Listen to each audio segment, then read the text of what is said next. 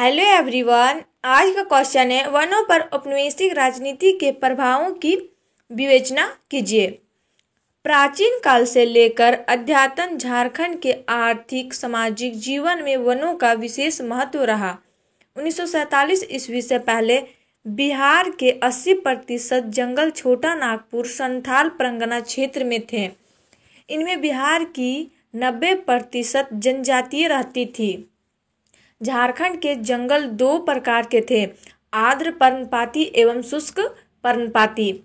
शुष्क पर्णपाती जंगल सबई पास तथा बांस के थे, जिनका विस्तार निरंतर घटता जा रहा था। संपूर्ण झारखंड में अच्छे किस्म की लकड़ियां के जंगल थे, किंतु प्रधानतः साल वृक्षों की ही थी। शीशम, महार, करम तथा कटहल की लकड़ी का भी गृह निर्माण में व्यापक उपयोग होता था। महुआ, केंद, बेर तथा जामुन वृक्षों के फल गरीब लोगों के पेट भरते थे।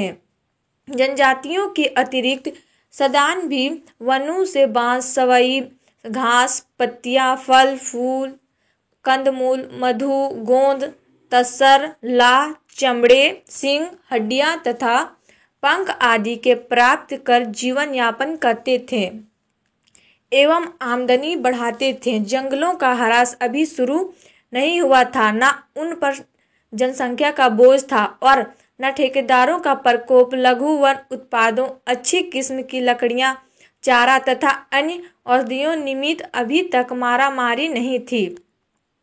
अधिकांश वन राजा महाराजाओं, जमींदारों एवं बड़ी भूस्वामियों के कब्जे में थे।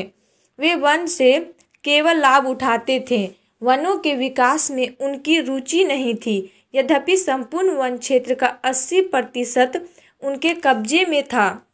20% जंगल ही सरकारी थे। द्वितीय विश्व युद्ध के आरंभ होते ही वनों का संहार भी शुरू हुआ। बढ़ती आबादी, युद्ध की आवश्यकता, ठेकेदारों का आगमन और वन संरक्षण के अभाव में वनों का क्षरण शुरू हुआ, जो बाद में भी जारी रहा। फलस्वरूप स्थानीय लोगों के लिए वन उत्पादों की कमी होती गई। विशेषतः घास, चोप, दोना, पत्तल, दातून, बीज, साल, करन, झाड़, हरे बहेरे, आंवला, इमली, पियार, केंद, चिरौंजी, बेर, जामुन, आम, मधु, गोंद, जड़ी बूटियां एवं कंदमूल बेचने वाले आदिवासियों का जीवन यापन कठिन होता गया। मनोवैज्ञानिक धरातल पर वनवासी जनजाति तथा गिरिजन कहे जाने वाले आदिवासी अब अपने वनों में भी असुरक्षा की भावना से ग्रस्त हो रहे थे। 19वीं शताब्दी के पूर्वाधार में वनों का न तो व्यावसायिक दोहन शुरू हुआ था और न सरकारी हस्तक्षेप। वनवासियों के बार बार के विद्रोह के कारण सरकार जंगलों को अवैध मानती थी, किंतु वनों पर सरकारी आधिपत्य स्थापित करने का लोभ बढ़ता जा रहा था। 1873 ईस्वी में भारतीय वन अधिनियम पारित हुआ। इसके अंतर्गत वनों पर जनजातियों के पारंपरिक अधिकारी को सीमित किंतु अक्षुण्ण बनाए रखा गया। 1901, 1914, 1920 तथा 1927 ईस्वी में पारित संशोधनों के फलस्वरूप वनों पर सरकारी शिकंजा कसता गया और जनजातियों के अधिकार घटते गए। 1952 ईस्वी को राष्ट्रीय वन नीति के फलस्वरूप वनों में ब्रिटिशकालीन जनजातीय विशेषाधिकार छूट मात्र बनकर रह गए। रैयतों को जंगलों से वंचित किया जाने लगा। झूम खेती, वनों में पशुचारण तथा कृषि भूमि का विस्तार सभी प्रतिबंधित होते गए। परहिया, ब्राजिया और कोरवा जैसी वन उत्पाद आधारित जनजातियों ने अब प्रारंभिक कृषि कर्म को अपनाना शुरू किया। केवल पहाड़ी कोरवा ही पूर्ण रूपेण वनों पर निर्भर रह गए। इतना ही नहीं, अब वन नियमों का उल्लंघन करने के लिए आदिवासियों को जेल तक भेजा जाने लगा। ठेकेदारों की देखा देखी आदिवासी भी पैसे के लिए जंगलों को उजाड़ने लगे। इस तरह 1946 से 47 ईस्वी में 30 लाख रुपयों की लकड़ी अवैध रूप से जंगलों से निकाली गई। जंगलों में प्रायः 50 लाख पशुओं के चरने से सालाना 1 लाख टन पशु चारा नुकसान होता रहा। ला तथा तस्कर उद्योग की प्रभावित हुए। जंगलों से उत्पादित आदिवासी दैनिक मजदूरों के रूप में नगरों में काम करने को बाध्य होते गए। जंगलों के कटने से वन पशुओं की जनसंख्या भी घटी। आखेटक जनजातियां बंदर, गिलहरी तथा गिद्धड़ आदि छोटे पशुओं को ही नुकसान पहुंचाती थी। कभी कभार राजा महाराजा बड़े पशुओं का आखेट करते थे, किंतु ब्रिटिश काल में अंग्रेज पदाधिकारियों की देखा-देखी भारतीय अफसरों ने भी अन्य पशुओं को भारी नुकसान पहुंचाया। ऐसे लोगों को अपने अतिथि कक्ष को बाम, सिंह, हिरन आदि की खाल सजाने वाले वन विभाग के पदाधिकारियों की संख्या भी कम नहीं थी। मोर, बलक, बाज, हिरन, हाथी, सोभर, चीतल जैसे सुंदर वन जीवों की संख्या भी असाधारण रूप से घटती गई। आम, जामुन, कटहल, केन, ताड़ तथा पियार जनजातियों के लिए फल न होकर अतिरिक्त भोज्य पदार्थ थे। महुआ, सरई, गेंठी, कंदा खाकर इन्होंने कई दुर्भिक्ष झेल लिए। बेर इनका सेव तथा खुखड़ी इनके लिए मांस जैसी थी। इनकी जीवन शैली के अध्ययन से पता चलता है कि आदिवासियों का जीवन वनों से गहरा जुड़ा हुआ था। ये भोजन, दवा, पानी, यंत्रों, उद्योग तथा मुद्रा के लिए वनों पर निर्भर थे।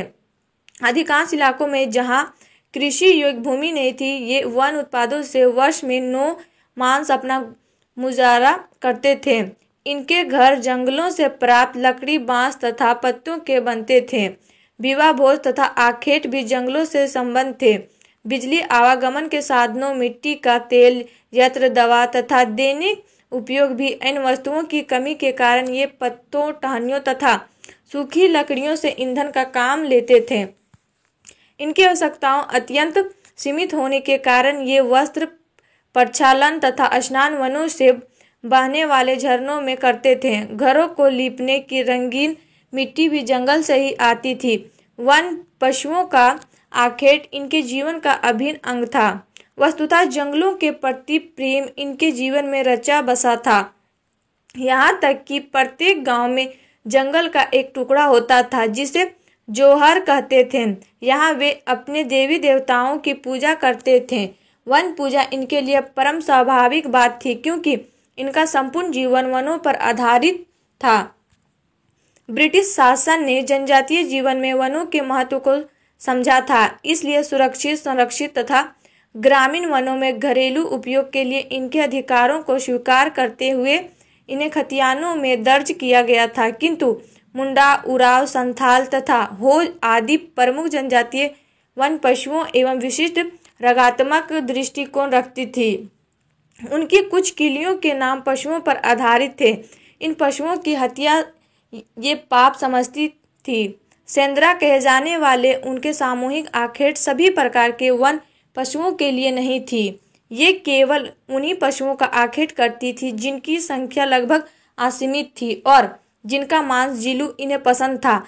झारखंड में प्रचलित महिलाओं द्वारा 12 वर्षों के अंतराल पर किए जाने वाला आखेट जनित शिकार भी इसे परिप्रेक्ष्य में समझा जाता है।